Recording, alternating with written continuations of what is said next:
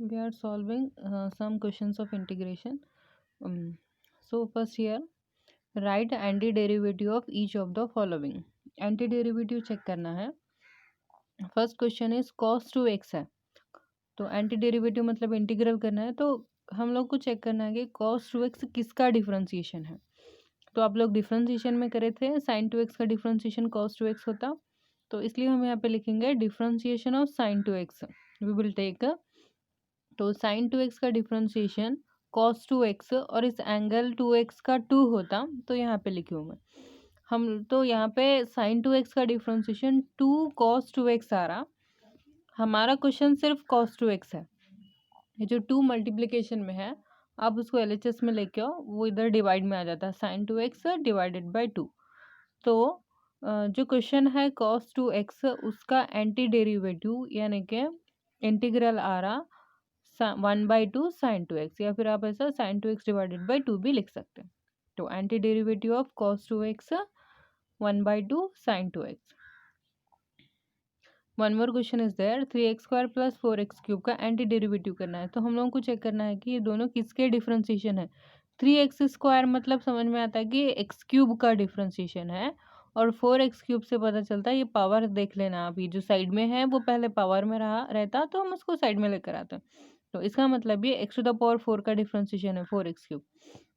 तो आप इस तरह से d/dx of x³ plus x⁴ लिखना. x³ का डिफरेंशिएशन 3x² और x⁴ का डिफरेंशिएशन 4x³ होता. तो यही हमारा क्वेश्चन है. Then anti derivative of 3x² plus 4x³ is x³ plus x⁴. One more question is there, 1/x है. 1/x का एंटी डेरिवेटिव मतलब हम लोग को चेक करना है कि 1/x किसका डिफरेंशिएशन है. तो differentiation of log x is equals to 1/x. Therefore anti derivative of 1/x is log x लिखना. अब ये एंटी डेरिवेटिव में हम क्या करते हैं कि डिफरेंशिएशन के थ्रू रिवर्स प्रोसेस करके इंटीग्रल फाइंड करते हैं. उसके अब हम लोग डायरेक्ट इंटीग्रेशन किस तरह से करना. एंटी डेरिवेटिव मतलब कुछ लोगों को डिफरेंशिएट याद रहते हैं, कुछ लोगों को नहीं रहते, तो थोड़ा वो टफ जाता. तो जो डायरेक्ट इंटीग्रल मेथड है उससे करेंगे. यहाँ पे फर्स्ट क्वेश्चन दिया कि find the integrals of the following. Question है x³ - 1 divided by x² dx.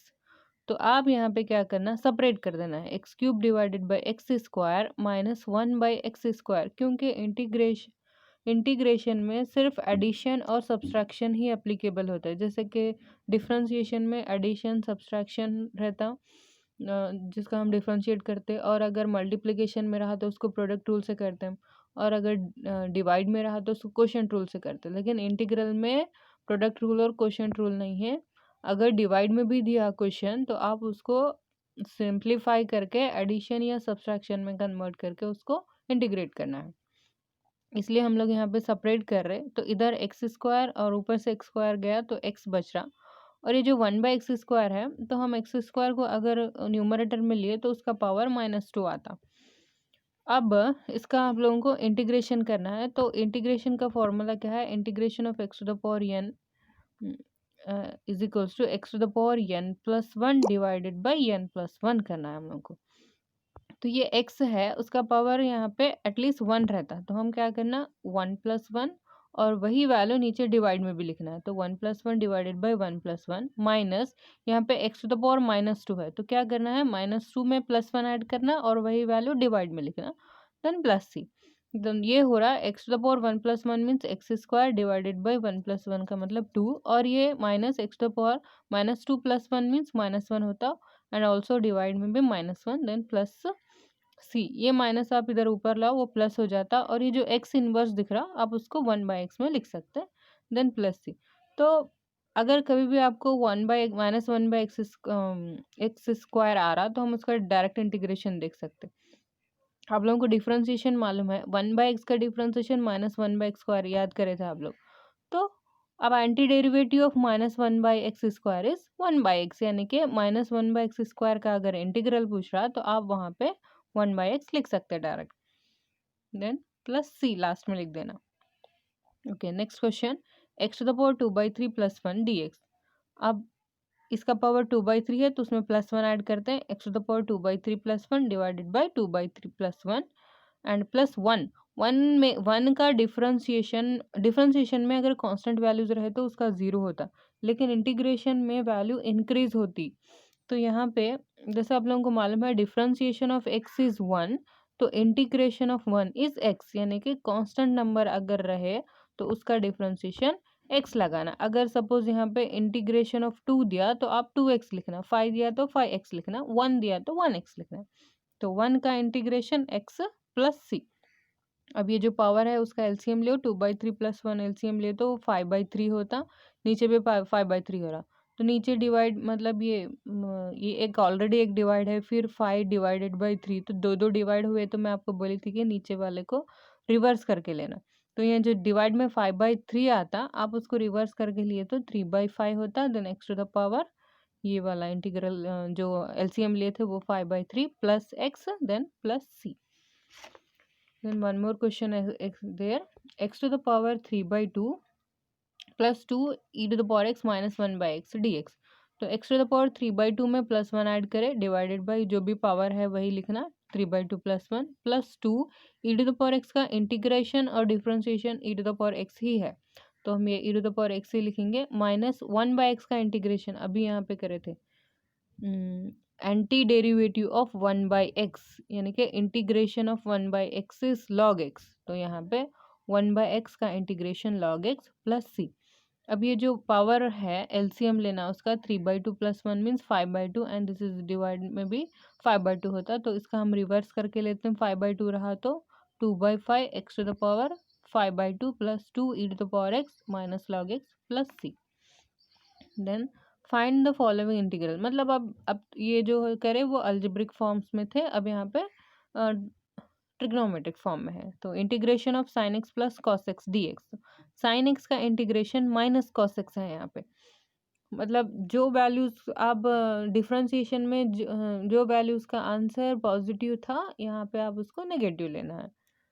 तो जैसे हम लोग को मालूम है कॉस एक्स का डिफ्रेंशिएशन माइनस साइन एक्स है, तो साइन एक्स का इंटीग्रेशन माइनस कॉस एक्स लिखना, और कॉस एक्स का डिफ्रेंशिएशन माइनस साइन एक्स है, तो साइन कॉस एक्स का यहाँ पे इंटीग्रेशन प्लस में लिखना, मतलब जिसका आंसर प्लस में आना था उसको माइनस लगाना है, और जिसका आंसर माइनस में आना था उसका प्लस लगा देना, या फिर नहीं आपको समझ में नहीं आ रहा तो मैं लिस्ट डाल दी हूँ कल, तो वो लिस्ट में से आप देख के सॉल्व करते जाओ।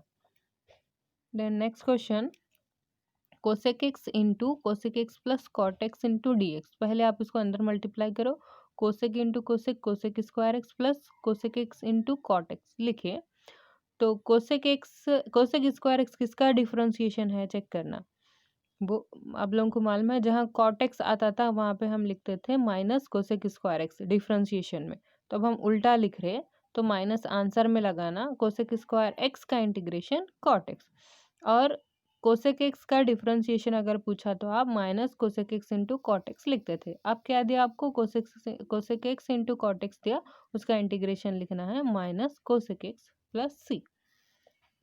Then one more question, 1 minus sine x divided by cos square x से सेपरेट करना है इसको, 1 by cos square x minus sine x by cos square x, 1 by cos square x reciprocal है सेक स्क्वायर एक्स का, minus sine by आप 1 cos लिए, sine by cos tan x होता, एक और कॉस बच रहा है यहाँ पे, तो 1 by cos x mean sec x होता, तो sec square x tan x का डिफ्रेंशिएशन सेक स्क्वायर एक्स है, तो सेक स्क्वायर एक्स का इंटीग्रेशन टैन एक्स लिखना, और सेक एक्स का differentiation sec x into tan x था, तो अब आपको यहाँ पे sec x into tan x का इंटीग्रेशन पूछ रहा, तो आप सेक एक्स लिखना, देन प्लस सी।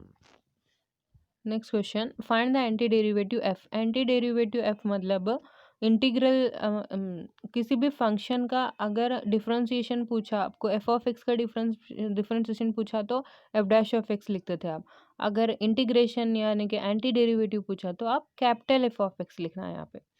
तो फंक्शन दिया f of x is equals to 4x³ minus 6, और आंसर होने के बाद वहाँ पे एक्स की प्लेस पे 0 रखना है और उसकी जगह पे 3 रखना है। तो देखो फर्स्ट एफ ऑफ एक्स लिखे और इसका डिफ्रेंशिएशन इंटीग्रेशन करना है, 4 एज इट इज़ रखना, साइड में x³ का डिफ्रेंशिएशन करना, -6 के साथ कुछ भी नहीं है, तो डिफ्रेंशिएशन में हम कांस्टेंट को 0 लेते हैं, लेकिन यहाँ पे नहीं, 6 का एज इट इज़ रख के 1 dx लिख देना।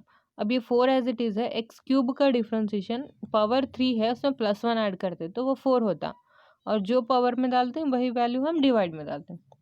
-6 1 का इंटीग्रेशन x होता, देन +c, ये 4 4 कट जा रहा, x⁴ -6x+c आया। एफ ऑफ 0 पूछ रहा है यहाँ पे, मतलब आपको यहाँ पे x की प्लेस पे 0 रखना पड़ता, इधर रख रहे हैं तो इधर साइड पे भी आप रखना, तो ये भी 0 हो जाता, -6 × 0 भी होता है, तो +c बच रहा सिर्फ, एफ ऑफ 0 = c, और एफ ऑफ 0 की वैल्यू 3 दिया, एफ ऑफ 0 की जगह पे 3 रख रहे इक्वल टू c, मतलब c की वैल्यू हम लोगों को 3 आ रही, ये c की वैल्यू इस इंटीग्रल करे हुए यानी एंटी डेरिवेटिव करे सो इक्वेशन में पुट कर देना, F of x = x⁴ -6x, यहाँ पे +3 रख देना है। देन नेक्स्ट क्वेश्चन, ये एक्सरसाइज में है इस टाइप का क्वेश्चन, एक x³ - x² + x - 1 divided by x - 1, मतलब डिवाइड में एक वैल्यू रही तो आप सबको सेपरेट कर रहे थे इस तरह से, लेकिन यहाँ पे डिवाइड में दो वैल्यूज हैं तो कैसे सेपरेट करना है। ऊपर न्यूमरेटर में देखो, फर्स्ट ये दो वैल्यूज में से आप x² कॉमन निकाल सकते हैं, x² कॉमन लिए, x³ में से x² गया मतलब x बच रहा, और यहाँ से x² बाहर लिए तो यहाँ पे 1 बच रहा, प्लस, और ये दोनों वैल्यू को आप ब्रैकेट में डाल के रखो। अभी ये कैसा दिख रहा है आपको, जो हम क्वाड्रेटिक इक्वेशन सॉल्व करते हैं उस तरह से, दोनों ब्रैकेट सेम दिख रहे तो एक कॉमन ले रहे, और बाहर वैल्यू यहाँ पे x² है, प्लस यहाँ पे कुछ भी नहीं रहे तो 1 रहता, तो x² + 1 सेकेंड ब्रैकेट में, फिर नीचे x + 1 है, ये x - 1 है, ये दोनों कट गए तो बच रहा सिर्फ x² + 1। अब आप इसका इंटीग्रेशन करो, x² का पावर में +1 ऐड हुआ मतलब x³ और वही 3 डिवाइड में लिखना, प्लस 1 का integration x plus c। One more question is there, 1 - x × √x है, तो ये √x को आप अंदर इंटू करना, 1 × √x मीन्स √x होता, तो √x का इंटीग्रेशन करने के लिए हम रूट की जगह पे पावर 1/2 डालेंगे, माइनस, फिर x × √x मतलब x का पावर 1 होता, और √x का पावर 1/2, बेसिस सेम रहे तो एक लिख के हम उसके पावर्स को ऐड करते, तो 1 + 1/2 मीन्स एलसीएम लियो आप 3/2 होता।